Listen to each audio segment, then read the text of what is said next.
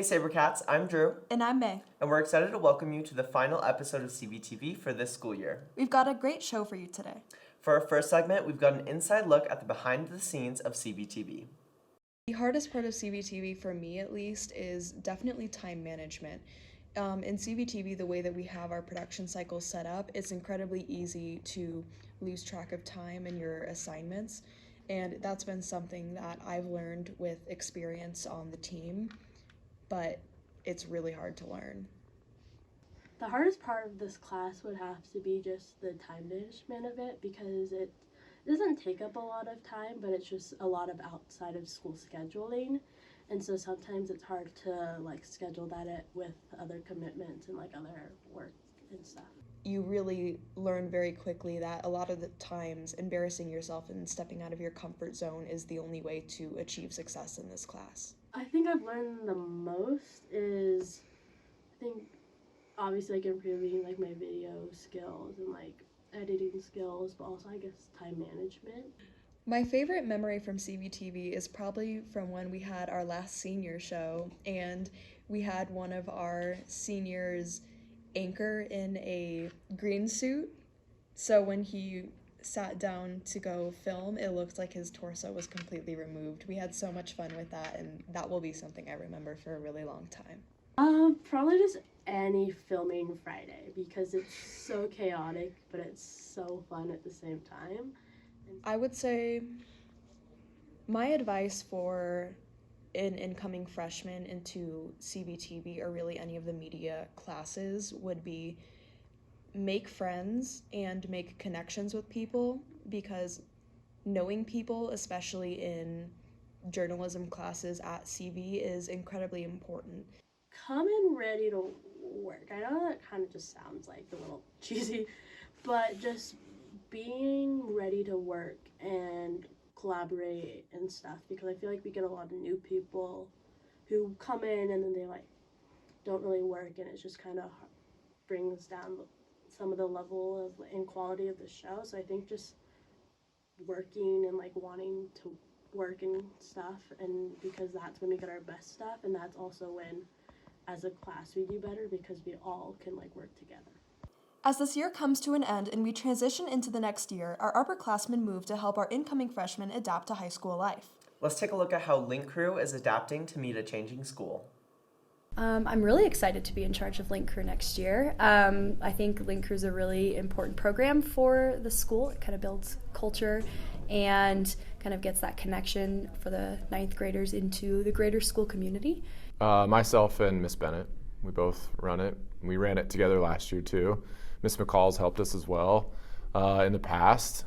She's been an awesome help to our program, and we rely on a lot of teachers as well to help us out in recruiting students and recommending students and helping them fill out applications and doing recommendations. So it's a group effort.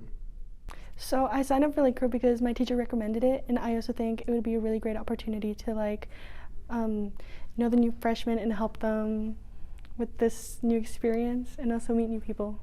Last year when I was a freshman, the Link Crew leaders were really helpful for me, and I really liked them, and I wanted to do that for the freshmen. The beginning of the year will look the same. We'll still do the first day with freshman students, and the way it will look different throughout the years, we'll have more meetings with our Link leaders to train them in terms of helping them to become better leaders themselves, and then checking in and doing social, emotional, or just really social check-ins and academic check-ins with freshmen, because freshmen tend to need the most support in our school. So next year we are being true to the actual Link Crew curriculum, and we're making it a year-long program. So this is where we're going to have more check-ins with from the Link leaders to the freshmen, likely through advisements and some after-school activities as well. I'm hoping to just get a better experience at school to help other kids, especially freshmen, since it's also it's very different to go to a new school, especially since you're going into high school. And it's very different since it kind of gets a little harder and you have to start living in a new society, I guess, and putting yourself more out there. For our final segment, let's take a look at one of our talented writers in our student newspaper, The View, Brooke Kaufman. My first year newspaper, I was just a staff member, but then my second year newspaper, I became one of the copy editors, which means that I read through all of the stories and just edit them and give feedback. I think for starters, we brainstorm. We do a lot of brainstorming. You definitely want to pick a topic that you're passionate about, because if you're not writing something that you're passionate about, then it's just going to be really bland and you're not going to get any good content from it. And then from there, you start planning and you kind of piece together your story, the information you want to include, the people you want to include, the people you want to interview. You get your interviews together, you ask your questions, get your interviews. And then from there, it's really just putting together the story as a whole, just writing it, getting your ideas out onto actual paper, and then just putting it through the print. I feel like there's a lot of people that a lot of columnist writers that I look up to. There's this one columnist writer from the Boston Globe. Her name is Janae Osterhout. She writes a lot of similar stuff as I do, a lot about political and social justice and change. So she's been a big inspiration as far as the content of my stories, but just in newspaper in general or journalism in general, it's definitely been Miss Hunsaker and Macy Key. They've just really encouraged me to be bold in my writing and speak my mind and don't fluff up my ideas, just be straightforward and be bold with my writing.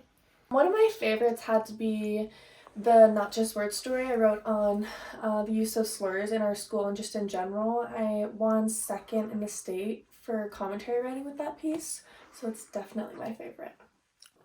That was the last segment of today's show. We appreciate you for watching. If you liked what you saw, be sure to check out more on our website at cvstudentmedia.com or Instagram at cvstudentmedia. We're so glad that you all give us the opportunity to share the stories of our community here at CV. Once again, I'm Drew. And I'm May, and we will see you again next year. Have a great summer, Sabercats.